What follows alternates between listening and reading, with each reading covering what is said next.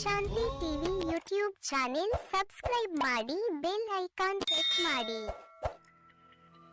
ಓಂ ಶಾಂತಿ. ನಾವೆಲ್ಲ ಆತ್ಮರು ಭ್ರೂ ಮಧ್ಯದಲ್ಲಿ ಸ್ಮೃತಿ ಸ್ವರೂಪರಾಗುತ್ತಾ ನಾವೆಲ್ಲ ಆತ್ಮರ ತಂದೆ ಪರಂಪಿತ ಶಿವ ತಂದೆಯನ್ನು ಪರಮಧಾಮದಲ್ಲಿ ಸ್ಮೃತಿ ಮಾಡಿಕೊಂಡು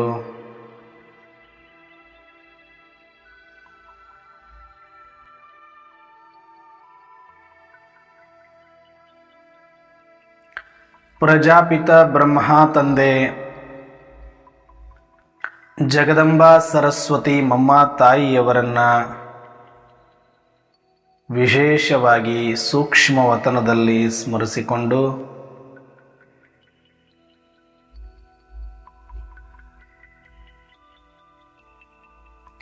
ಯಜ್ಞದ ಎಲ್ಲ ಆದಿರತ್ನರನ್ನ ನಿಮಿತ್ತ ಎಲ್ಲ ಅಕ್ಕಂದಿರನ್ನ ಸೂಕ್ಷ್ಮವಾಗಿ ಸ್ವಾಗತಿಸುತ್ತಾ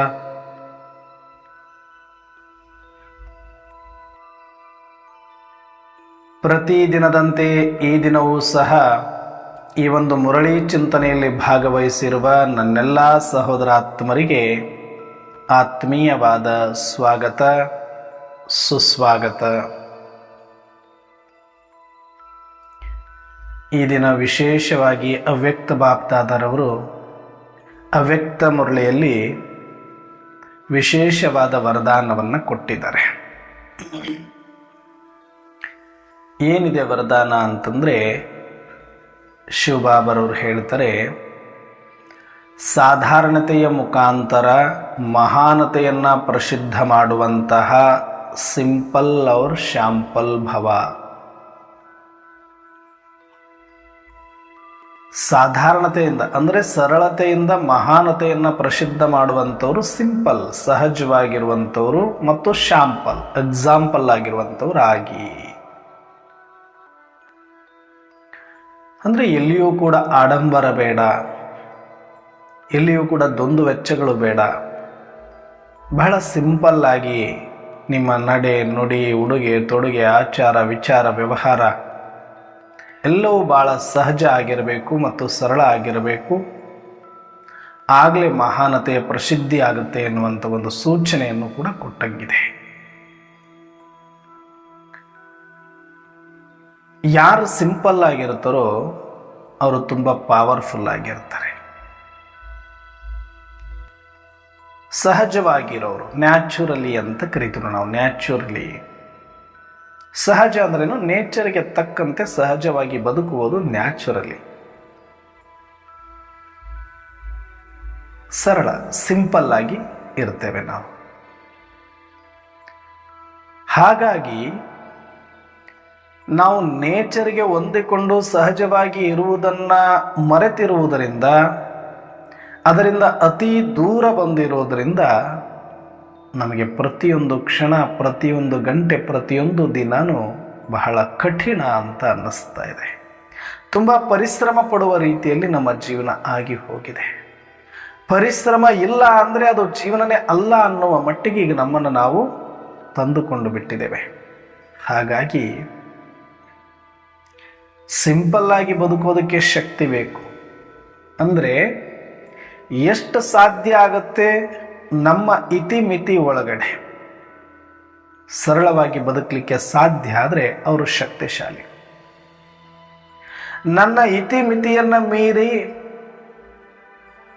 ಏನೆಲ್ಲ ಅನುಕೂಲಗಳನ್ನು, ಏನೆಲ್ಲ ಸೌಕರ್ಯಗಳನ್ನು, ಏನೆಲ್ಲ ಸಾಧನಗಳನ್ನು ಇಟ್ಕೊಂಡ್ರೆ ಚೆನ್ನಾಗಿರ್ತೀನಿ ನಾನು ಅನ್ನುವಂಥ ಮನಸ್ಥಿತಿ ಏನಿದೆಯಲ್ಲ, ಅದು ಬಲಹೀನ ಮನಸ್ಥಿತಿ ಅಂತ ಕರೆಸಿಕೊಳ್ಳುತ್ತೆ. ಶಕ್ತಿಹೀನ ಮನಸ್ಥಿತಿ, ಡಿಪೆಂಡೆಂಟ್ ಮೈಂಡ್ ಸೆಟ್.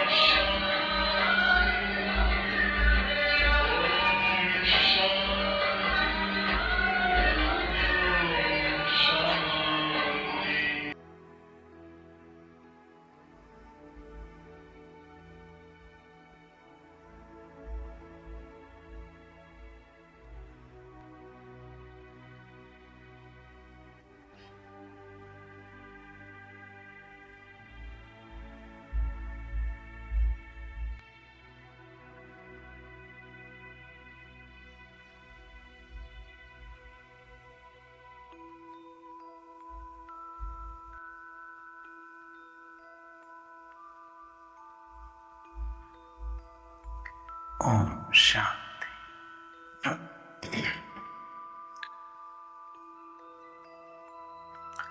ಸಿಂಪಲ್ ಆಗಿರೋದು ಅಂತ ನಾವು ಮಾತಾಡ್ಬೋದು.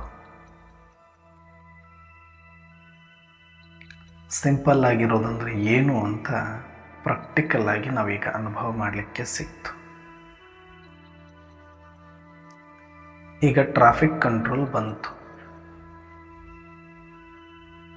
ಆ್ಯಕ್ಚುಲಿ ನಾವು ಸಿಂಪಲ್ ಆಗಿರಲಿಲ್ಲ ಇಲ್ಲಿಯ ತನಕ. ಆ ಟ್ರಾಫಿಕ್ ಕಂಟ್ರೋಲ್ ಹಾಡಲ್ಲೂ ಕೂಡ ಅದೇ ಇತ್ತು, ಅಪನೆ ಆಪಕೋ ಜಾನೋ ಕಹಾ ಸೆ ಆಯೆ ಆಪ್.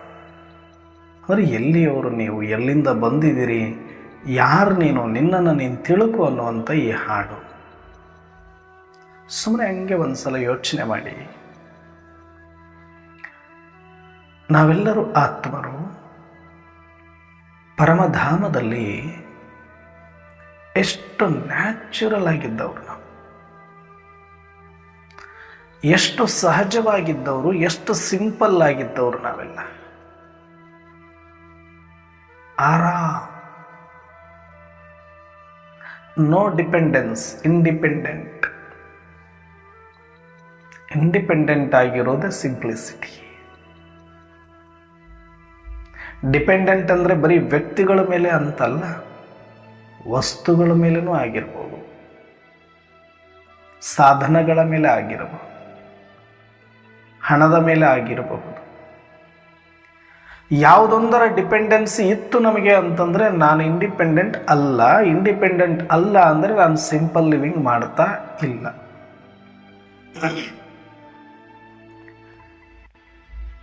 ಪ್ರಾಕ್ಟಿಕಲ್ ಆಗಿ ಬಾಬಾರವರು ಇವತ್ತು ಹೇಳಿರೋ ವರದಾನ, ನೀವು ಸರಳತೆಯಿಂದ ಇದ್ದು ಮಹಾನತೆಯನ್ನು ಪ್ರಸಿದ್ಧ ಮಾಡಬೇಕು. ಸಿಂಪಲ್ ಅವ್ರ ಶಾಂಪಲ್ ಆಗಿ. ಅಂದರೆ ಇವತ್ತಿನ ಸಮಾನ ಒಂದು ಯುಗದಲ್ಲಿ ಎಲ್ಲರ ಮನಸ್ಥಿತಿಯು ಕೂಡ ಹೇಗಾಗಿದೆ ಅಂತಂದರೆ, ತುಂಬ ಹಣವನ್ನು ಗಳಿಸಬೇಕು, ತುಂಬ ಜನರ ಜೊತೆ ಇರಬೇಕು, ತುಂಬ ಏನಾದರೂ ಮಾಡಬೇಕು, ಆಗ ನಾನು ಚೆನ್ನಾಗಿರ್ತೇನೆ ಅನ್ನುವಂಥ ಒಂದು ಗೋಲ್ ಅಂತಲೇ ಅನ್ಬೇಕು. ಅದು ಭ್ರಮೆ ಅಂತ ಅನ್ನೋಕ್ಕಾಗಲ್ಲ. ಇವತ್ತು ಎಲ್ಲರೂ ಅದನ್ನು ನೀಡ್ ಅಂದ್ಕೊಂಡಿದ್ದಾರೆ. Must and should. ಮನೆ ಹಿಂಗೆ ಇರಬೇಕು, ವೆಹಿಕಲ್ ಇಂಥದ್ದೇ ಇರಬೇಕು, ಜಾಬ್ ಇಂಥದ್ದೇ ಇರಬೇಕು, ಮಕ್ಕಳು ಇಂಥಲ್ಲೇ ಓದಬೇಕು. ಇವು ಎಲ್ಲವನ್ನ ನಾವು ಮಾಡಿಕೊಂಡು ಅದಕ್ಕೆ ತಕ್ಕಂಗೆ ನಮ್ಮ ಬಜೆಟನ್ನು ರೈಸ್ ಮಾಡಿಕೊಂಡು ಆ ಬಜೆಟ್ ಮ್ಯಾಚ್ ಮಾಡೋದಕ್ಕೆ ಇವತ್ತು ಎಲ್ಲೆಲ್ಲೋ ಹೋಗಿ ಏನೆಲ್ಲ ಮಾಡಿ ದುಡಿಯೋದು, 24 ಗಂಟೆನೂ ಸಾಕಾಗದೆ ಸ್ಟ್ರೆಸ್ ಆಗಿ ಬಂದು ಬೀಳೋದು. ಇದು ನಮ್ಮ ಲೈಫ್ ಸ್ಟೈಲ್ ಮಸ್ತಿದೆ, ಇವತ್ತು ನಾವು ಆರಾಮಾಗಿದ್ದೀವಿ, ಫಾರಿನಲ್ಲಿ ಇದ್ದಂಗೆ ಇದ್ದೀವಿ ಅನ್ನೋ ಭ್ರಮೆಯಲ್ಲಿ ಎಲ್ಲರೂ ಕೂಡ ಅಂದ್ಕೊಂಡಿರೋದು. ಅಂದರೆ ಇವತ್ತು ಸಿಂಪಲ್, ಸಾಧಾರಣವಾಗಿ ಬದುಕಬೇಕು ಅನ್ನುವಂಥ ಮೈಂಡ್ಸೆಟ್ ಅಂತೂ ಮೊದಲೇ ಇಲ್ಲ. ಯಾಕಂದರೆ ಹಂಗೆ ಬದುಕಲಿಕ್ಕೆ ಸಾಧ್ಯನೇ ಇಲ್ಲ, ಊಹೆನೂ ಮಾಡ್ಕೊಳಕ್ಕಾಗಲ್ಲ. ಆ ಥರದಲ್ಲಿ ಇವತ್ತೆಲ್ಲರ ಮೈಂಡ್ಸೆಟ್ ತಯಾರಾಗಿ ಹೋಗಿದೆ. ಅದಕ್ಕೆ ಅಂಥ ಜನಗಳ ಮಧ್ಯೆ ನೀವು ಹೆಂಗಿರಬೇಕು? ನೇಚರ್ ಫ್ರೆಂಡ್ಲಿ, ಸಹಜವಾಗಿ, ಎಲ್ಲಿದ್ದೀರಿ ಅಲ್ಲಿ ಖುಷಿಯಾಗಿ, ಏನು ಅನುಕೂಲತೆ ಇದೆ ಅದರಲ್ಲೇ ಖುಷಿಯಾಗಿ, ಹೇಗಿದ್ರಿ ಹಾಗೆ ಖುಷಿಯಾಗಿ, ಯಾರ ಜೊತೆ ಇದ್ರಿ ಅವ್ರ ಜೊತೆನೇ ಖುಷಿಯಾಗಿ, ಏನು ಮಾಡ್ತಾ ಇದ್ರಿ ಅದರಲ್ಲೇ ಖುಷಿಯಾಗಿ, ಸಹಜವಾಗಿ ಇರೋದನ್ನು ಕಲೀರಿ, ಖುಷಿಯಾಗಿರೋದನ್ನು ಕಲೀರಿ. ಅವ್ರಿಗನ್ಸುತ್ತೆ, ಅಯ್ಯೋ ಇವ್ರ ಹತ್ರ ಏನಿದೆ ಇವ್ರ ಹತ್ರ. ಸಿಂಪಲ್ ಆಗಿ ಒಂದು ವೈಟ್ ಆ್ಯಂಡ್ ವೈಟ್ ಜುಬ್ಬಾ ಪೈಜಾಮ್ ಹಾಕ್ಕೊಂಡಿದ್ದಾರೆ, ಇಲ್ಲ ಒಂದು ಡ್ರೆಸ್ ಹಾಕ್ಕೊಂಡಿದ್ದಾರೆ, ಏನಂತ ಹಣವಂತರ ಥರನೂ ಕಾಣಿಸ್ತಾ ಇಲ್ಲ, ಅಷ್ಟು ಸಾಧನ ಸೌಕರ್ಯಗಳು ಏನೂ ಇಲ್ಲ, ನೋಡಿದರೆ ನಡ್ಕೊಂಡು ಓಡಾಡುತ್ತಿದ್ದಾರೆ. ಆದರೆ ಮುಖದಲ್ಲಿ ರಾಜಕಳೆ ಮಾತ್ರ ಕಡಿಮೆ ಆಗಿಲ್ಲ. ಎಷ್ಟು ಖುಷಿಯಾಗಿದ್ದಾರೆ, ಎಷ್ಟು ಸುಖವಾಗಿದ್ದಾರಲ್ಲ ಇವರು ಅಂತ ಒಂದು ಸಲ ಎಲ್ಲರೂ ನಿಮ್ಮನ್ನು ನೋಡಬೇಕು. ಅವರೆಲ್ಲರಿಗೂ ನೀವೊಂದು ಎಕ್ಸಾಂಪಲ್ ಸೆಟ್ ಮಾಡಬೇಕು, ಹಿಂಗೂ ಖುಷಿಯಾಗಿ ಬದುಕಬಹುದು ಅಂತ. ಅದಕ್ಕೆ ನೀವು ರೋಲ್ ಮಾಡೆಲ್ ಆಗಬೇಕು. ಶಾಂಪಲ್ ಅಂತ ಹೇಳಿದ್ದಾರೆ. ಇದು ಸ್ಥೂಲವಾಗಿ. ಅಂದರೆ ಸ್ಥೂಲವಾಗಿ ಇವತ್ತು ಎಷ್ಟೆಲ್ಲ ಜಂಜಾಟಗಳನ್ನು ಹಚ್ಚಿಕೊಂಡು ಅದರ ಮಧ್ಯೆ ನಾವು ಹಿಂಗೆ ಇರಬೇಕು ಅನ್ನೋರ ಮಧ್ಯೆ ನೀವು ಹಿಂಗೂ ಇರಬಹುದು ಅಂತ ಸಿಂಪಲ್ಲಾಗಿ, ಸರಳವಾಗಿ, ಸಹಜವಾಗಿ, ಅತಿ ಕಡಿಮೆ ವ್ಯಕ್ತಿ, ಕಡಿಮೆ ಸಾಧನ, ಕಡಿಮೆ ಸ್ಥಾನದಲ್ಲಿ, ಕಡಿಮೆ ಬಜೆಟಲ್ಲಿ ನಿಮ್ಮ ಜೀವನವನ್ನು ಸಿಂಪಲ್, ತೀರಾ ಸಿಂಪಲ್ಲಾಗಿ ಇಟ್ಕೊಂಡು,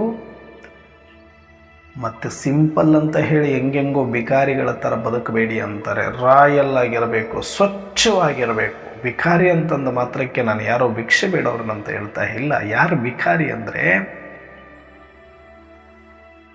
ನಾನು ಸಿಂಪಲ್ ಇದ್ದೀನಿ ಅಂದ್ಕೊಳ್ಳೋದು, ಮತ್ತು ಎಲ್ರಿಗೂ ನೀವೊಂದಿಷ್ಟು ಕೊಡಿ, ನೀವೊಂದಿಷ್ಟು ಕೊಡಿ, ನೀವೊಂದಿಷ್ಟು ಕೊಡಿ, ನನಗೆ ಹಿಂಗಿದೆ, ನನಗೆ ಹಿಂಗಿದೆ ಅಂತ ಹೇಳ್ಕೊಂಡು ಓಡಾಡೋದಲ್ಲ. ಮತ್ತೆ ನನ್ನ ಹತ್ರ ಏನೂ ಇಲ್ಲ ಅದಕ್ಕೆ ನಾನು ಹೆಂಗಿದ್ದೀನಿ ಅಂತ ಎಂಥದ್ದು ಅರ್ಧದ್ದು ಪರದದ್ದು ಮುರಿದದ್ದು ಹಾಕ್ಕೊಂಡು ಓಡಾಡೋದಲ್ಲ. ಏನಿದೆಯೋ ಅದನ್ನು ಟಿಕ್ ಟಾಕ್ ಆಗಿ, ನೀಟಾಗಿ, ಫ್ರೆಶ್ ಆಗಿ, ಸ್ವಚ್ಛವಾಗಿ ಇರಬೇಕು, ಶುಭ್ರವಾಗಿರಬೇಕು. ಅದಕ್ಕೆ ಬಾಬಾರವರು ಹೇಳ್ತಾರೆ, ಯಾವುದೇ ಒಂದು ಸಣ್ಣ ವಸ್ತುನೇ ಇರಲಿ, ಅದು ಬಹಳ ಸ್ವಚ್ಛವಾಗಿತ್ತು ಅಂದರೆ ಎಲ್ಲರನ್ನ ಆಕರ್ಷಣೆ ಮಾಡುತ್ತೆ. ಹಾಗೆ ನಮ್ಮ ಹತ್ರ ಕಡಿಮೆ ಸಿಂಪಲ್ ಲೈಫ್ ಸ್ಟೈಲೇ ಇರ್ಬೋದು. ನಾವು ಹಾಕ್ಕೊಂಡಿರೋದು 2 ಜೊತೆ ಬಟ್ಟೆ ಇರ್ಬೋದು, ಒಂದು ಜೊತೆ ಹಾಕ್ಕೊಂಡಿರೋದು ಇನ್ನೊಂದು ಜೊತೆ ಅಷ್ಟೇ. ಆದರೆ ಹಾಕ್ಕೊಂಡಿರೋ ಬಟ್ಟೆ ಸ್ವಚ್ಛವಾಗಿರಬೇಕು, ಶುಭ್ರವಾಗಿರಬೇಕು, ನೀಟಾಗಿರಬೇಕು, ಟಿಕುಟಾಕ್ ಆಗಿರಬೇಕು ಅಂತ. ನಮ್ಮನೇಲಿ ಒಂದೇ ಕುರ್ಚಿ ಇರಬಹುದು, ಆದರೆ ಅದನ್ನು ಸ್ವಚ್ಛವಾಗಿ ನೀಟಾಗಿ ಇಟ್ಕೊಳ್ಬೇಕು. ನಮ್ಮದು ಸಣ್ಣದು ಗುಡಿಸಲೇ ಹಾಕಿರೋದಕ್ಕೆ ಸ್ವಚ್ಛವಾಗಿ ಇಟ್ಕೊಳ್ಬೇಕು, ಸುಂದರವಾಗಿ ಇಟ್ಕೊಳ್ಬೇಕು. ಅದು ಕಲೆ.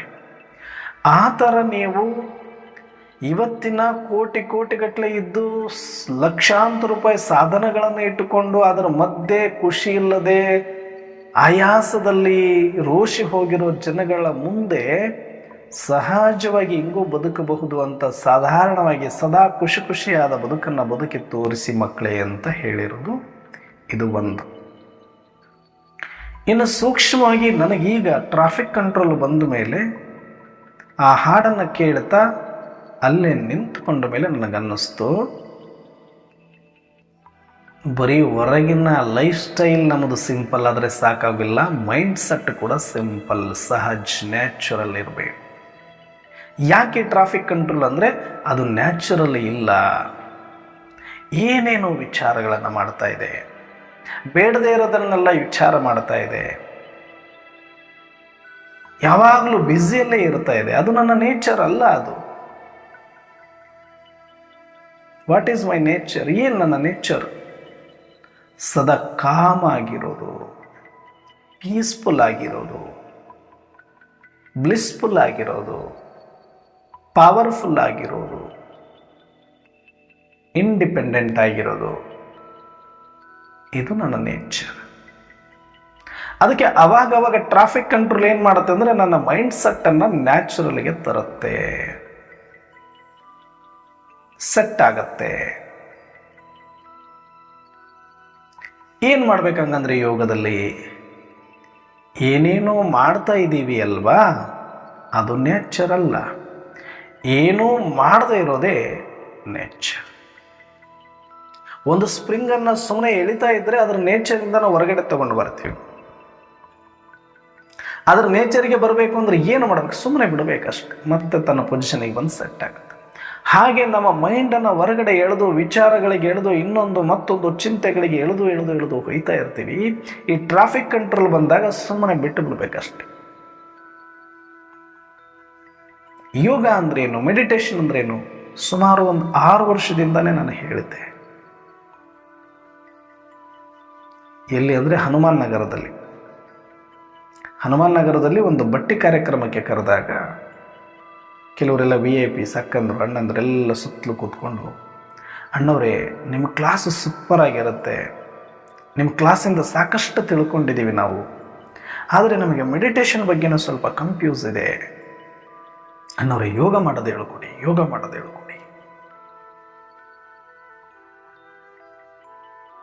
ಪಾಪ ಅವರಲ್ಲಿರುವ ಆಸಕ್ತಿ, ಅವರಲ್ಲಿರುವ ದಾಹ ತುಂಬ ಖುಷಿ ಆಯಿತು. ಎಲ್ಲರೂ ಕೂತ್ಕೊಂಡು ಅದೇ ಪ್ರಶ್ನೆ ಏನು ಹೇಳ್ತಾರೆ. ನಾನು ಸ್ವಲ್ಪ ನಕ್ಕು ಬಿಟ್ಟು ಸುಮ್ಮನಾದೆ, ಸ್ಮೈಲ್ ಮಾಡಿ ಸುಮ್ಮನಾದೆ. ನಾನು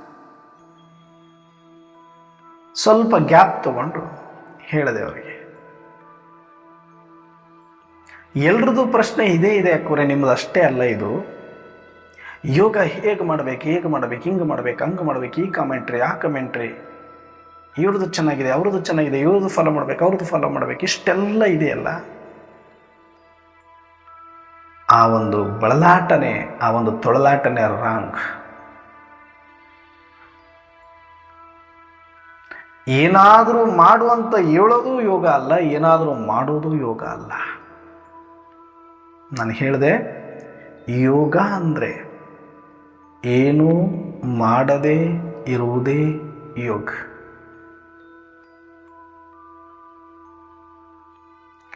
ಯಾಕೆ ಅಂದರೆ ಏನೂ ಮಾಡದೇ ಇರುವ ಸ್ಥಿತಿನೇ ಗೊತ್ತಿಲ್ಲ ನಿಮಗೆ.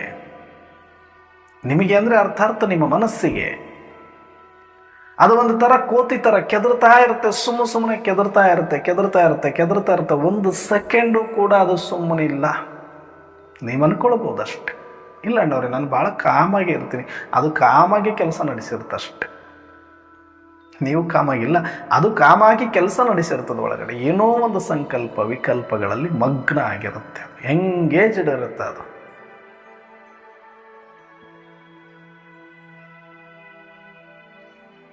ಅದು ನಿಮಗೆ ಬೇಕಿರೋ ಥರ ನಾಟಕ ಮಾಡ್ತಿದೆಯೋ ಗೊತ್ತಿಲ್ಲ ನನಗೆ.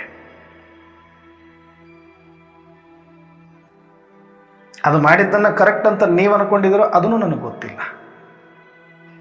ಯಾರ ಮೈಂಡು ಕೂಡ ಸಹಜ ಸ್ಥಿತಿಯಲ್ಲಿಲ್ಲ, ಅಸಹಜ ಸ್ಥಿತಿಯಲ್ಲಿದೆ. ಅದಕ್ಕೆ ಯೋಗ ಬೇಕಾಗಿದೆ, ಅದಕ್ಕೆ ಮೆಡಿಟೇಷನ್ ಬೇಕಾಗಿದೆ. ಮೆಡಿಟೇಷನ್ ಅಂದರೆ ಮನಸ್ಸಿನ ಸಮಸ್ಥಿತಿ. ಅದು ಕಾಮ್ ಆಗಿರೋದು, ಸೈಲೆನ್ಸ್ ಆಗಿರೋದು, ಸಂಕಲ್ಪ ಮುಕ್ತನಾಗಿರೋದು, ಆತ್ಮ ಕಾನ್ಸಿಯಸ್, ಸೋಲ್ ಕಾನ್ಸಿಯಸ್ ಅಂತ ಬಾಬಾ ಹೇಳ್ತಾರೆ. ಅಪ್ಪನೇಕೋ ಆತ್ಮ ಸಮಾಜ ಅಂತ ಹೇಳ್ತಾರೆ. ಅದೇ ಮೆಡಿಟೇಷನ್. ಆತ್ಮ ಅಂದ ತಕ್ಷಣನೇ ಮೂಲ ಮನೆಯಲ್ಲಿ ನಾನು ಹೇಗಿದ್ದೆ, ನಿಸ್ಸಂಕಲ್ಪ ಸ್ಥಿತಿ, ನಿರ್ವಿಕಾರ ಸ್ಥಿತಿ, ನಿರಾಕಾರ ಸ್ಥಿತಿ, ನಿರ್ಮೋಹ ಸ್ಥಿತಿ, ನಿಶ್ಚಿಂತ ಸ್ಥಿತಿ, ನಿಜಾನಂದ ಸ್ಥಿತಿ. ಅದು ಒರಿಜಿನಾಲಿಟಿ, ಸೋಲ್. ಅಲ್ಲಿ ಒಂದು ಸಂಕಲ್ಪ ಇಲ್ಲ, ವಿಕಲ್ಪ ಇಲ್ಲ. ಅದು ನ್ಯಾಚುರಲ್, ಆತ್ಮದ ನೇಚರ್. ಅದು ನಿರ್ಭಯವಾಗಿರೋದು, ನಿಶ್ಚಿಂತವಾಗಿರೋದು, ನಿಜಾನಂದದಲ್ಲಿರೋದು, ನಿರ್ಮೋಹಿಯಾಗಿರೋದು, ನಿರ್ವಿಕಾರಿಯಾಗಿರೋದು, ನಿರಾಕಾರಿಯಾಗಿರೋದು, ಪೀಸ್ಫುಲ್ ಆಗಿರೋದು, ಶಾಂತವಾಗಿರೋದು. ಇದು ಆತ್ಮದ ನೇಚರ್. ಆ ನೇಚರಿಂದ ನಾವು ಇಲ್ಲಿ ಬಂದು ಈ ನೇಚರ್ಗೆ ತಕ್ಕಂತೆ ಅದನ್ನು ಪರಿವರ್ತಿಸ್ಕೊಂಡು ಬಿಟ್ಟಿದ್ದೇವೆ. ಆತ್ಮ ಹಾಗೇ ಇರೋದು. ಆದರೆ ನಮ್ಮ ಮನಸ್ಸಿನ ಗದ್ದಲದೊಳಗಡೆ ಆತ್ಮದ ನೇಚರ್ನ ಎಕ್ಸ್ಪೀರಿಯನ್ಸ್ ಮಾಡಲಿಕ್ಕೆ ಆಗಿಲ್ಲ ನನಗೆ. ನನ್ನ ಎಕ್ಸ್ಪೀರಿಯನ್ಸ್ ಮಾಡಲಿಕ್ಕೆ ನನಗೆ ಚಾನ್ಸಸ್ ಸಿಗ್ತಾ ಇಲ್ಲ. ಸ್ಟೇಜ್ ಬಿಟ್ಟರೆ ತಾನೇ ನಾನೇನಾದರೂ ಮಾಡಿ ತೋರಿಸ್ಬೇಕು. ಸ್ಟೇಜೇ ಬಿಡ್ತಾ ಇಲ್ಲ. ಮೈಂಡ್ ಫುಲ್ ಕವರ್ ಮಾಡ್ಕೊಂಡ್ಬಿಟ್ಟಿದೆ ನನ್ನನ್ನು. ಒಂದಲ್ಲ ಒಂದು ಆಕ್ಟಿವಿಟಿ ಮಾಡ್ತಾನೆ ಬರ್ತಾ ಇದೆ. ಅದು ಒಂದು ಕ್ಷಣನೂ ಕೂಡ ಸುಮ್ಮನೆ ಇಲ್ಲ. ಅದಕ್ಕೂ ಮೆಡಿಟೇಷನ್ ಬೇಕಾಗಿದೆ. ಆತ್ಮದ ಒರಿಜಿನಲ್ ಗುಣನೇ. ಆದರೆ ಈ ಮೈಂಡಿನ ಕಿತಾಪತಿಯನ್ನು, ಮೈಂಡನ್ನು ಸ್ಟೇಜಿಂದ ಸ್ವಲ್ಪ ಹೊತ್ತು ಆಚೆ ಇಡೋದೇನಿದೆಯಲ್ಲ, ಅದರ ಆ್ಯಕ್ಟಿವಿಟಿಯನ್ನು ನಿಲ್ಲಿಸೋದೇನಿದೆಯಲ್ಲ, ಅದು ಮೆಡಿಟೇಷನ್. ಅಂದರೆ ಏನಾದರೂ ಮಾಡೋದು ಮೆಡಿಟೇಷನ್ ಅಂತ ಭಾಳ ಜನ ಅಂದ್ಕೊಂಡಿದ್ದಾರೆ. ಇಲ್ಲ, ಏನೂ ಮಾಡದೇ ಇರುವುದೇ ಮೆಡಿಟೇಷನ್, ಯೋಗ. ಇದು ಸಿಂಪಲ್ ಆಗಿರೋದು ಅಂದರೆ, ನ್ಯಾಚುರಲ್ ಆಗಿರೋದು ಅಂದರೆ ಇದು, ರಾಯಲ್ ಆಗಿರೋದು ಅಂದ್ರೇ ಇದು. ಏನು ಸಂಕಲ್ಪ ವಿಕಲ್ಪ ರಹಿತನಾಗಿರೋದು. ಅದು ಲಾಸ್ಟ್ ಸ್ಟೇಜ್, ಬೀಜರೂಪ ಸ್ಟೇಜ್, ಕರ್ಮಾತೀತ ಸ್ಟೇಜ್, ಸಾಕ್ಷಿ ಸ್ಟೇಜ್, ಸೋಲ್ ಕಾನ್ಷಿಯಸ್ ಸ್ಟೇಜ್ ಅಂತ ಕರೀತಾರೆ. ಅದಕ್ಕೆ ಬಾಪ್ ಸಮಾನ್ ಸ್ಟೇಜ್. ಆದರೆ ಎಲ್ಲರೂ ನೀವು ಅಲ್ಲಿಗೆ ಹೈ ಜಂಪ್ ಮಾಡಕ್ಕೆ ಆಗೋದಿಲ್ಲ ಅಂತ ಹೇಳಿನೇ ಮೊದಲನೇ step, second step, third step ಅಂತ ನಿಮಗೆಲ್ಲ ಏನು ಹೇಳಿಕೊಡ್ತಾರೆ ಅಂದರೆ, ಸ್ವಲ್ಪ ಮನಸ್ಸನ್ನು ಪಾಸಿಟಿವ್ ಸಂಕಲ್ಪದಲ್ಲಿ ಇಡಿ, ಸ್ವಲ್ಪ ಹೊತ್ತು ನಿಮ್ಮ ಮನಸ್ಸನ್ನು ಸ್ವರ್ಗದಲ್ಲಿಡಿ, ಸ್ವಲ್ಪ ನಿಮ್ಮ ಮನಸ್ಸನ್ನು ಪರಮಧಾಮದಲ್ಲಿಡಿ. ಯಾಕಂದರೆ ಅದನ್ನು ಎಂಗೇಜ್ ಮಾಡೋದು ಗೊತ್ತು ಹೊರತಾಗಿ ಡಿಸ್ಎಂಗೇಜ್ ಮಾಡೋದು ನಿಮಗೆ ಗೊತ್ತಿಲ್ಲದೆ ಇರೋದ್ರಿಂದ ಅಟ್ಲೀಸ್ಟ್ ಎಲ್ಲೆಲ್ಲೂ ಎಂಗೇಜ್ ಆಗಿರೋದನ್ನು ತೊಗೊಂಡು ನಿಮಗೆ ಬೇಕಾದಲ್ಲಾದರೂ ಎಂಗೇಜ್ ಮಾಡಿ ಅಂತ ಫಸ್ಟ್ ಸ್ಟೆಪ್ ಪ್ರಾಕ್ಟೀಸನ್ನು ಕಲಿಸ್ತಾರೆ. ಇದು ಲಾಸ್ಟ್ ಅಂತಿಮದವರೆಗೂ ಇದೇ ಇರಬೇಕಂತೇನೂ ಇಲ್ಲ, ಅದು ಇರಬಾರ್ದು ಕೂಡ. ಅಟ್ಲೀಸ್ಟ್ ಅದನ್ನು ಇಮರ್ಜ್ ಆದರೂ ಮಾಡ್ಕೊಳ್ಳೋದಕ್ಕೆ, ಇಮ್ಯಾಜಿನ್ ಆದರೂ ಮಾಡ್ಕೊಳ್ಳೋದಕ್ಕೆ, ಅದಕ್ಕೆ ಒಂದಷ್ಟು ಟ್ರೈ ಮಾಡಲಿಕ್ಕೆ, ಒಂದು ಟೇಸ್ಟ್ ನೋಡಲಿಕ್ಕೆ ಜಸ್ಟ್ ಪ್ರಾಕ್ಟೀಸ್ ಸ್ಟೇಜ್ ಏನು.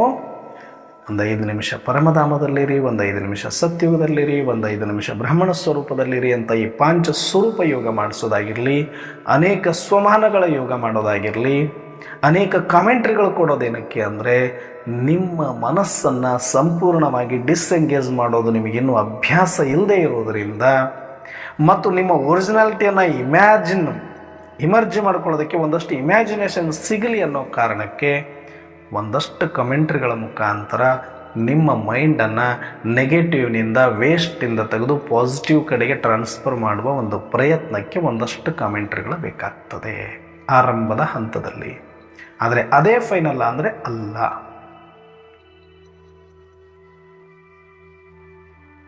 ಸ್ಪ್ರಿಂಗ್ ಇಲ್ಲೆಲ್ಲೋ ಇದ್ದದನ್ನು ತೊಗೊಂಡು ನಿಮಗೆ ಬೇಕಾದಲ್ಲಿ ಇಟ್ಟಂಗೆ ಅಷ್ಟೆ. ಆದರೆ ಪೂರ್ತಿ ಸ್ಪ್ರಿಂಗನ್ನು ಎಳೆಯೋದು ಬಿಟ್ಟಿದ್ದೀರಾ ಅಂದರೆ ಇಲ್ಲ, ಬಿಡಬೇಕು ಅಂದರೆ ಒರಿಜಿನಲಿ ಸೋಲ್ ಕಾನ್ಸಿಯಸ್ ಸ್ಟೇಸ್. ಹೊರಗಡೆ ಭಾಳ ಜನ ಸಿಂಪಲ್ ಆಗೇನೋ ಬದುಕ್ತಾ ಇದ್ದೀವಿ. ಈಗ ನಾವು ಬಾಬಾರವ್ರ ಮಕ್ಕಳಾಗಿದ್ದೀವಿ, ನಮಗೆ ಜ್ಞಾನ ಸಿಕ್ಕಿದೆ, ನಾವು ಯೋಗಿ ಜೀವನ ಮಾಡ್ತಾ ಇದ್ದೀವಿ. ಏನಂದ್ರದು ತಿನ್ನೋದಿಲ್ಲ, ಏನಂದ್ರದು ನೋಡೋದಿಲ್ಲ, ಎಲ್ಲಂದ್ರಲ್ಲಿ ತಿರುಗೋದಿಲ್ಲ, ನಮಗೆ ಹೆಚ್ಚಿಂದ ಯಾವುದೂ ಬೇಕೂ ಇಲ್ಲ. ನಾವು ಭಾಳ ಸಿಂಪಲ್ ಲೈಫ್ ಸ್ಟೈಲಿಗೆ ಸೆಟ್ ಮಾಡ್ಕೊಂಡಿದ್ದೀವಿ. ಅದೇ ಥರ ಹೊರಗಡೆದು ಸೆಟ್ ಮಾಡ್ಕೊಂಡ್ಬಿಡ್ಬೋದು ನಮಗೆ ಬೇಕು ಅಂದಾಗ. ಆದರೆ ಒಳಗಡೆ ಮೈಂಡ್ ಸೆಟ್ ಆಗಬೇಕು, ಆ ಥರ ನ್ಯಾಚುರಲ್ ಆಗಬೇಕು, ನೇಚರ್ ಫ್ರೆಂಡ್ಲಿ ಆಗಬೇಕು, ಒರಿಜಿನಲ್ ಸ್ಟೇಜಲ್ಲಿ ಇರಬೇಕು. ಅದು ಯೋಗಿ. ಮೈಂಡ್ ಸಿಂಪಲ್ ಆಗಿರಬೇಕು ಅಂದರೆ ಒರಿಜಿನಲ್ ಸ್ಟೇಜ್, ಮನಸ್ಸಿನ ಸಮಸ್ಥಿತಿಗೆ ಬಂದಿರಬೇಕು. ಸುಮ್ಮನೆ ಇಟ್ಕೊಳ್ಳಿ. ಹಿಂಗೆ ಮೆಡಿಟೇಷನ್ ಸ್ಟಾರ್ಟ್ ಆಯಿತು, ಟ್ರಾಫಿಕ್ ಕಂಟ್ರೋಲ್ ಬಂತು, ಅಥವಾ ಯಾವುದೋ ಹಾಡು ಹಾಕ್ಕೊಂಡ್ರಿ, ಇಲ್ಲ ಸುಮ್ಮನೆ ಕೂತ್ಕೋಬೇಕು ಯೋಗ ಅಂದರೆ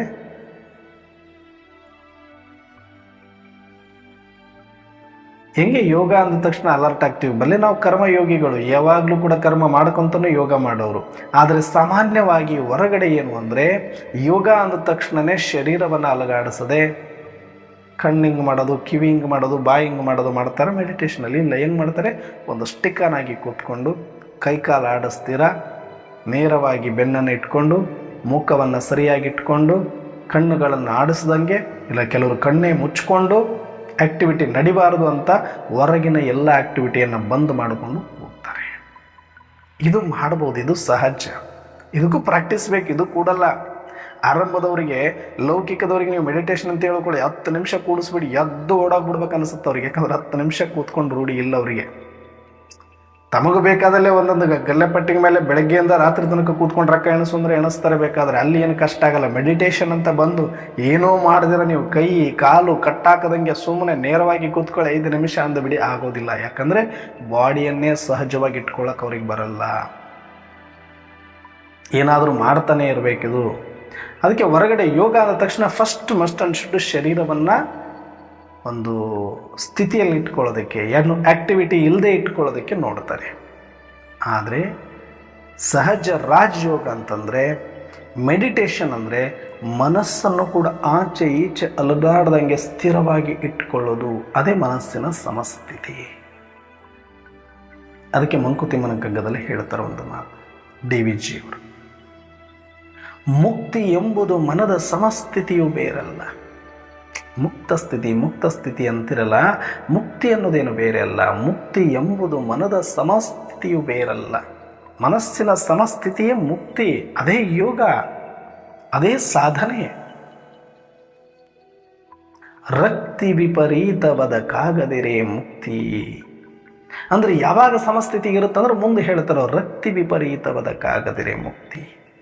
ಯಾವುದೇ ಆಕರ್ಷಣೆಗಳಿಗೆ ಒಳಪಡ್ದಿರ, ಯಾವುದೇ ಉದ್ರೇಕಕ್ಕೆ ಒಳಪಡದಿರ, ಯಾವುದೇ ಪ್ರಚೋದನೆಗೆ ಒಳಪಡದಿರ, ಯಾವುದೇ ಪ್ರಭಾವಕ್ಕೆ ಒಳಪಡದಿರ ಇತ್ತು ಸಮಾನ ಸ್ಥಿತಿಯಲ್ಲಿ ಅಂದರೆ ಅದೇ ಮುಕ್ತಿ ಅಂತ ಹೇಳ್ತಾರೆ. ಯುಕ್ತಿಯು ಕರ್ಣ ಚೇಷ್ಟಿತವತ್ತಿದ್ದುತ ಸೆಮಿಪ ಶಕ್ತಿವಂತನೇ ಮುಕ್ತ. ಅಂದರೆ ಮುಕ್ತ ಅಂದರೆ ಯಾರು, ಸಾಧಕ ಅಂದರೆ ಯಾರು ಅಂದರೆ ಯಾರು ಈ ಇಂದ್ರಿಯಗಳ ಕರ್ಣಚೇಷ್ಟೆ. ಮನಸ್ಸು ಯಾಕೆ ಸುಮ್ಮನೆ ಕೊಡ್ತಾ ಇಲ್ಲ ಅಂದರೆ ಕಣ್ಣೇನೋ ಕೇಳುತ್ತೆ, ಕಿವಿ ಏನೋ ಕೇಳುತ್ತೆ, ನಾಲಿಗೇನೋ ಕೇಳುತ್ತೆ, ತಲೆ ಏನೋ ಕೇಳುತ್ತೆ, ಏನೇನೋ ಡಿಮ್ಯಾಂಡ್ಸ್ ಮಾಡ್ತಾ ಮಾಡ್ತಾ ಮಾಡ್ತಾ ಮಾಡ್ತಾ ಇದನ್ನು ಚಂಚಲ ತಿರುಗುವ ನಾಯಿ ಥರ ಅಥವಾ ಕೋತಿ ಥರ ಮಾಡಾಕ್ಬಿಟ್ಟಿದೆ. ಇಂದ್ರಿಯಗಳೆಲ್ಲ ಚೇಷ್ಟೆ ಈ ಮನಸ್ಸಿನ ಮೇಲೆ ತೀರಿಸ್ಕೊಳ್ತಾ ಇದೆ. ಈಗ ಯಾವುದಾದ್ರೂ ಒಂದು ಮಂಗ ಬಂತು ಅಂದರೆ ಊರಲ್ಲಿ ಮಕ್ಕಳೆಲ್ಲ ನಿಂತ್ಕೊಂಡು ಕೆಲವರು ರೊಟ್ಟಿ ಕೊಡೋರು ಯಾರೋ, ಕೆಲವರು ಕಲ್ಲು ಒಗೆಯೋರು ಯಾರೋ, ಕೆಲವರು ಆಟ ಆಡಿಸೋರು ಯಾರೋ, ಕೆಲವರು ನಗೋರು ಯಾರೋ, ಒಡೆದು ನಗುತ್ತಾರೆ, ಕಲ್ಲೊಗೆದು ನಗುತ್ತಾರೆ, ರೊಟ್ಟಿ ಕೊಟ್ಟು ನಗುತ್ತಾರೆ, ಆಟ ಆಡಿಸ್ತಾರೆ ಅದು ಬಂದಾಗ. ಹಾಗೆ ಮನಸ್ಸನ್ನು ಈ ಇಂದ್ರಿಯಗಳ ಚೇಷ್ಟೆ ಮಾಡಿ ಆಟ ಆಡಿಸಿ ನೋಡ್ತಾ ಇದೆ. ನನಗಿದು ಬೇಕು ಕೊಡು, ನನಗದು ಬೇಕು ಕೊಡು. ಯಾರೋ ಒಬ್ಬರು ಸ್ವಲ್ಪ ಹುಚ್ಚಂತರ ಇದ್ದ ಅಂತ ಇಟ್ಕೊಳ್ಳಿ, ನಾವೆಲ್ಲ ಚೆನ್ನಾಗಿದ್ದೀವಿ ಶಾಣ್ಯರ್ ಅಂತ ಅಂದ್ಕೊಂಡಿರೋ ಏನು ಮಾಡ್ತಾರೆ, ಅವ್ನಿಗೆ ಇದನ್ನು ಮಾಡಿ ಅದನ್ನು ಮಾಡಿ ಕೂತ್ಕೋ ಬಿಟ್ಟು ಬೈಟ್ ಹೊಡಿ, ಸುಮ್ಮನೆ ಇವರು ತಮಾಷೆ ತಗೊಳ್ತಾ ಇರ್ತಾರಲ್ಲ. ಆ ಥರ ನಮ್ಮ ಇಂದ್ರಿಯಗಳು ಹಲವು ಡಿಮ್ಯಾಂಡ್ಗಳ ಮುಖಾಂತರ ಮೈಂಡ್, ನಮ್ಮ ಮನಸ್ಸನ್ನು, ನಮ್ಮ ಬುದ್ಧಿಯನ್ನು ಒಂಥರ ಎಂಟರ್ಟೈನ್ಮೆಂಟ್ ಥರ ಮಾಡ್ಕೊಂಡಿವೆ. ಅದಕ್ಕೆ ಹೇಳ್ತಾರೆ ಯುಕ್ತಿಯೂ ಕರ್ಣಚೇಷ್ಟಿತವತ್ತಿದ್ದುತ. ಯುಕ್ತಿಯಿಂದ ಈ ಕರ್ಣ ಚೇಷ್ಟೆ ಏನಿದೆ, ಕರ್ಣ ಅಂದರೆ ಇಂದ್ರಿಯ, ಈ ಇಂದ್ರಿಯಗಳ ಚೇಷ್ಟೆ ಏನಿದೆ ಇದನ್ನು ಯುಕ್ತಿಯಿಂದ ತಿದ್ದಬೇಕು. ಸ್ಟಾಪ್ ಅಂದ ತಕ್ಷಣ ಕ್ಲಾಸ್ ವಿಶ್ರಾಮ್, ಕ್ಲಾಸ್ ಸಾವಧಾನ ಅಂತ ಕೊಟ್ಟಂಗೆ ಕೊಟ್ಟರೆ ಆಗೋದಿಲ್ಲ. ಕಣ್ಣಿನ ಜೊತೆ, ಕಿವಿಯ ಜೊತೆ, ನಾಲಿಗೆಯ ಜೊತೆ, ಪ್ರತಿಯೊಂದು ಇಂದ್ರಿಯದ ಜೊತೆ ಮಾತಾಡಿ ಅದಕ್ಕೆ ಕನ್ವಿನ್ಸ್ ಮಾಡಿ ಅದರ ಪ್ರಭಾವವನ್ನು ಕಡಿಮೆ ಮಾಡಿ ಅದರಿಂದ ಮನಸ್ಸನ್ನು ಬಿಡುಗಡೆಗೊಳಿಸಬೇಕು. ಇದು ಯುಕ್ತಿ. ಯುಕ್ತಿಯಿಂದ ಕರ್ಣಚೇಷ್ಟಿತವತ್ತಿದ್ದುತ ಶಮಿಪ ಅಂದರೆ ಕಷ್ಟಪಡ್ತಾ, ಪರಿಶ್ರಮ ಪಡಬೇಕು ಅದಕ್ಕೊಂದಷ್ಟು. ಶಮಿಪ ಶಕ್ತಿವಂತ, ಬರೀ ಕಷ್ಟಪಟ್ಟಲ್ಲ ಸೋಲೋದಲ್ಲ, ಕಷ್ಟಪಟ್ಟು ಗೆದ್ದಾಗ ಅಂಥ ಶಕ್ತಿವಂತನೇ ಮುಕ್ತ. ಈ ಇಂದ್ರಿಯಗಳ ಚೇಷ್ಟೆಯನ್ನು ತಿದ್ದುತ್ತಾ, ಅದಕ್ಕೆ ತಿಳಿಸುತ್ತಾ, ಅದರ ಮೇಲೆ ಗೆದ್ದುತ್ತಾ, ಪ್ರಯತ್ನ ಪಡುತ್ತಾ ಒಂದು ಸಲ ಗೆದ್ದ ಅಂದರೆ ಆತನೇ ನಿಜವಾದ ಮುಕ್ತ. ಆಗ ಕರ್ಣ ಚೇಷ್ಟೆಗಳಿಲ್ಲ ಅಂದರೆ ಮನಸ್ಸು ತನ್ನ ಒರಿಜಿನಲ್ ಸ್ಟೇಜಲ್ಲಿ ಶಾಂತವಾಗಿರುತ್ತೆ. ಮನಸ್ಸು ಸಂಕಲ್ಪ ವಿಕಲ್ಪದಿಂದ ಮುಕ್ತ ಆಯಿತು ಅಂದರೆ, ಕರ್ಣ ಚೇಷ್ಟೆಗಳು ಕಂಪ್ಲೀಟಾಗಿ ಸ್ಟಾಪ್ ಆಗಿತ್ತು ಅಂದರೆ ಸೋಲ್ ಕಾನ್ಷಿಯಸ್, ಆತ್ಮ ಇಮರ್ಜ್ ಆಗುತ್ತೆ. ಆತ್ಮ ಎಲ್ಲಿ ಇಮರ್ಜ್ ಆಗುತ್ತೆ? ಈ ಒಂದು ದೀಪ ಇದೆ, ಮುಂದೆ ಒಂದು ಗ್ಲಾಸ್ ಇದೆ. ದೀಪ ಇಲ್ವಾ? ಇದೆ. ಆ ಗ್ಲಾಸು ತುಂಬ ಧೂಳಿಂದ ಕೂತಿದೆ, ತುಂಬ ಮಲಿನ ಆಗೋಗಿದೆ, ಗಲೀಜಾಗೋಗಿದೆ. ಈ ಕಡೆ ದೀಪ ಸ್ವಚ್ಛಂದವಾಗಿ ಉರಿತಾ ಇದೆ, ಶಾಂತವಾಗಿ ಉರಿತಾ ಇದೆ, ಪ್ರಜ್ವಲಿತ ಉರಿತಾ ಇದೆ, ಕಾಂತಿಯಿಂದ ಇದೆ. ಆದರೆ ಗ್ಲಾಸ್ ಮಲಿನ ಆಗೋಗಿರೋದ್ರಿಂದ ಅದು ಪ್ರಕಟ ಆಗೋದಿಲ್ಲ, ಅದರ ಬೆಳಕು ಕಾಣಿಸೋದಿಲ್ಲ. ಹಾಗೆ ಒರಿಜಿನಲ್ ನಾನು ಆತ್ಮ ಅಲ್ಲೇ ಇದ್ದು ಶಾಂತವಾಗಿ, ಕಾಂತಿಯುತವಾಗಿ, ಶಕ್ತಿಯುತವಾಗಿ ಪ್ರಭಾವ ಇದ್ದರೂ ಕೂಡ ಈ ಮನಸ್ಸಿನ ಗ್ಲಾಸು ಗೊಂದಲದ ಗೂಡಾಗಿರುವ ಕಾರಣ, ಗಲೀಜಾಗಿರುವ ಕಾರಣ ಅದು ಪ್ರತ್ಯಕ್ಷ ಆಗ್ತಾ ಇಲ್ಲ. ಮನಸ್ಸು ಕಾಮ ಆಗಿಬಿಟ್ರೆ, ಇಂದ್ರಿಯ ಚೇಷ್ಟೆಗಳು ನಿಂತೋಗ್ಬಿಟ್ರೆ ಆತ್ಮದ ದರ್ಶನ, ಆತ್ಮದ ಪ್ರಜ್ವಲತೆ, ಆತ್ಮದ ಕಾಂತಿ ನಮಗೆ ಅನುಭವ ಆಗಿಬಿಡುತ್ತೆ. ಅದಕ್ಕೆ ಮೆಡಿಟೇಷನ್, ಡೀಪ್ ಮೆಡಿಟೇಷನ್ ಅಂದರೆ ಬೇರೆ ಏನೂ ಅಲ್ಲ, ಇಂದ್ರಿಯಗಳನ್ನು ಕಾಮ್ ಮಾಡಿ ಮೈಂಡನ್ನು ಡಿಸ್ಎಂಗೇಜ್ ಮಾಡಿ ಆತ್ಮದ ನಿರೀಕ್ಷೆಯನ್ನು ಮಾಡೋದು. ಆತ್ಮದ ಜ್ಯೋತಿಯನ್ನು ನೋಡ್ತಾ ನೋಡ್ತಾ ನೋಡ್ತಾ ನೋಡ್ತಾ ನೋಡ್ತಾ ನೋಡ್ತಾ ಅದನ್ನು ಇಮರ್ಜ್ ಮಾಡಿಕೊಳ್ಳುವ ಪ್ರಾಮಾಣಿಕ ಪ್ರಯತ್ನದ ಸಮಯವನ್ನೇ ಡೀಪ್ ಮೆಡಿಟೇಷನ್.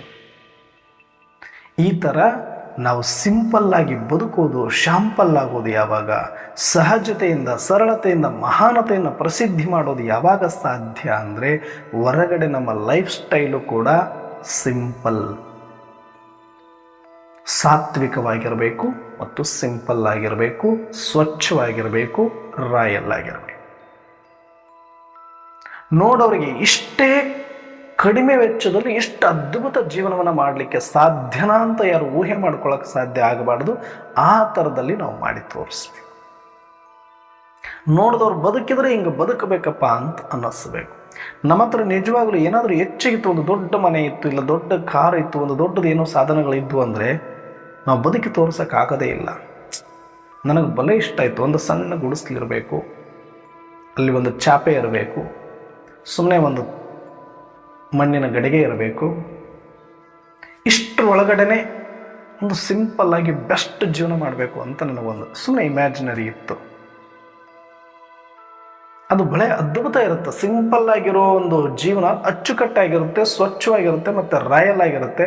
ಒಳಗಡೆ ಆತ್ಮ ತುಂಬಿ ಬರುತ್ತೆ ಅದಕ್ಕೆ. ಯಾಕಂದರೆ ಆತ್ಮಕ್ಕೆ ಅದರ ನೇಚರ್ ಏನಂದರೆ ಸಿಂಪಲ್ ಆಗಿರೋದೆ. ನಾವೇನು ಎಕ್ಸ್ಟ್ರಾ ಮಾಡ್ತಾ ಹೋಗ್ತೇವೆ ಅದೆಲ್ಲ ಆತ್ಮಕ್ಕೆ ಹರ್ಟ್ ಮಾಡ್ತಾ ಇದೀವಿ ನಾವು. ಇವನು ಯಾಕೆ ಇಷ್ಟು ಬಡದಾಡ್ತದಾನೆ, ಯಾಕೆ ಇಷ್ಟು ಹೇಳ್ಕೊಂಡು ಹೋಗ್ತದಾನೆ, ಯಾಕೆ ನನ್ನ ಟೈಮ್ ವೇಸ್ಟ್ ಮಾಡ್ತಾ ಇದ್ದಾನೆ, ಇದೆಲ್ಲ ಅವಶ್ಯಕತೆ ಏನಿದೆ? I am A peaceful, I am A powerful, I am A natural. ಆತ್ಮ ಹೇಳ್ತಾ ಇದೆ, ಆ ಧ್ವನಿ ನಮಗೆ ಕೇಳಿಸ್ತಾ ಇಲ್ಲ. ಅದಕ್ಕೆ ಮೈಂಡನ್ನು ಕಾಮಾಗಿಟ್ಕೊಳ್ಳೋದು, ಮೈಂಡನ್ನು ಸಿಂಪಲ್ಲಾಗಿ, ಸಹಜವಾಗಿ, ನ್ಯಾಚುರಲ್ ಆಗಿ ಇಟ್ಕೊಳ್ಳೋದೇ ಮೆಡಿಟೇಷನ್. ಅಂದರೆ ಅದನ್ನು ವಿಕಲ್ಪ ಸಂಕಲ್ಪಗಳ ಮುಕ್ತ ಮಾಡಿಕೊಂಡು ಒಂದಷ್ಟು ಕಾಮಾಗಿ ಹಂಗಿರೋಕ್ಕೆ ಹೆಂಗೆ ಸಾಧ್ಯ ಅನ್ನೋರೆ? ಸಾಧ್ಯ. ಅದಕ್ಕೊಂದು ಉದಾಹರಣೆ ಹೇಳ್ತೀನಿ. ಸ್ಟ್ರೈಟಾಗಿ ಕೂತ್ಕೊಳ್ಳಿ.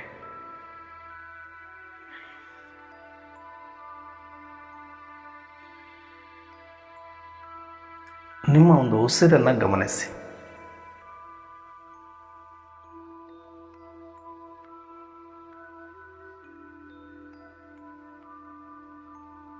ನಿಮ್ಮ ಉಸಿರನ್ನು ಗಮನಿಸುವಾಗ ಉಸಿರು ಶ್ವಾಸ ಒಳಗಡೆ ತೆಗೆದುಕೊಂಡು ವಾಪಸ್ ಬಿಡುವ ಒಂದು ಟೈಮ್, ತೆಗೆದುಕೊಂಡು ಬಿಡುವ ಮಧ್ಯದಲ್ಲಿ ಒಂದು ಗ್ಯಾಪ್ ಟೈಮ್ ಇದೆ, ಒಂದು ಮ್ಯೂಟ್ ಟೈಮ್ ಇದೆ, ಒಂದು ಸೈಲೆನ್ಸ್ ಟೈಮ್ ಇದೆ ನೋಡಿ. ಅದನ್ನು ಚೆಕ್ ಮಾಡ್ಕೊಳ್ಳಿ. ಆಮೇಲೆ ಕ್ಲಾಸ್ ಮುಗಿದ ಮೇಲೆ ಬೇಕಾದ್ರೂ ಸ್ವಲ್ಪ ಹೊತ್ತು ಕೂತ್ಕೊಂಡು ಒಂದು 3-4 ಬಾರಿ ದೀರ್ಘವಾದ ಉಸಿರಾಟವನ್ನು ಆಡಿ 1-2 ನಿಮಿಷ ಆದ ನಂತರ ಸೂಕ್ಷ್ಮವಾಗಿ ಸೈಲೆನ್ಸ್ ಆಗಿ ಗಮನಿಸಿಕೊಳ್ಳಿ. ಶ್ವಾಸ ಒಳಗಡೆ ಹೋಗಿ ವಾಪಸ್ ಬಿಡುವ ಮಧ್ಯೆ ಒಂದು ಸಣ್ಣ ಗ್ಯಾಪ್, ಆ ಗ್ಯಾಪಲ್ಲಿ ಸೈಲೆನ್ಸ್ ಇದೆ. ಆ ಗ್ಯಾಪು ಅಲ್ಲಿ ಏನು ಸಂಕಲ್ಪ ನಡೆಯಲ್ಲ, ವಿಕಲ್ಪ ನಡೆಯಲ್ಲ. ಆ ಗ್ಯಾಪಲ್ಲಿ ಹೋಗೋದು ಜಾಸ್ತಿ, ಬರೋದು ಜಾಸ್ತಿ, ಆ ಗ್ಯಾಪ್ ಕಡಿಮೆ ಇದೆ. ಆ ಗ್ಯಾಪಲ್ಲಿ ಮ್ಯೂಟ್, ಅಲ್ಲಿ ಏನು ಸಂಕಲ್ಪ ಇಲ್ಲ, ವಿಕಲ್ಪ ಇಲ್ಲ, ಸೈಲೆನ್ಸ್ ಇದೆ. ಅದೇ ಥರ ಸ್ಥಿತಿಯನ್ನು ನಾವು ಮನಸ್ಸಿನಲ್ಲಿ ಕಂಟಿನ್ಯೂವೇಷನ್ ಆಗಿ ಮಾಡ್ಕೋಬೇಕು. ಆ ಗ್ಯಾಪಲ್ಲಿ ಹೇಗೆ ಸಂಕಲ್ಪ ವಿಕಲ್ಪ ಮುಕ್ತ ಸೈಲೆನ್ಸ್ ಇದೆಯೋ ಆ ಸೈಲೆನ್ಸನ್ನು ಹೆಚ್ಚು ಹೆಚ್ಚು ಹೆಚ್ಚು ಮಾಡ್ಕೊಳ್ತಾ ಹೋಗೋದು ಮನಸ್ಸಿನಲ್ಲಿ, ಅದು ಮೆಡಿಟೇಷನ್. ಆ ಥರ ಮನಸ್ಸನ್ನು ಸಿಂಪಲ್ಲಾಗಿ, ಶರೀರದ ಲೈಫ್ ಸ್ಟೈಲನ್ನು ಸಿಂಪಲ್ಲಾಗಿ ಇಟ್ಕೊಂಡು ನಾವು ಮಹಾನತೆಯನ್ನು ಪ್ರಸಿದ್ಧ ಮಾಡಿ ಸಿಂಪಲ್ನಿಂದ ಶಾಂಪಲ್ ಆಗೋಣ ಅಂತ ಹೇಳ್ತಾ ಇವತ್ತಿನ ಚಿಂತನೆಗೆ ಬಾಬಾರವರಿಗೆ ಕೋಟಿ ಕೋಟಿ ಧನ್ಯವಾದಗಳನ್ನು ತಿಳಿಸಿ ತಮ್ಮೆಲ್ಲರಿಗೂ ಓಂ ಶಾಂತಿ.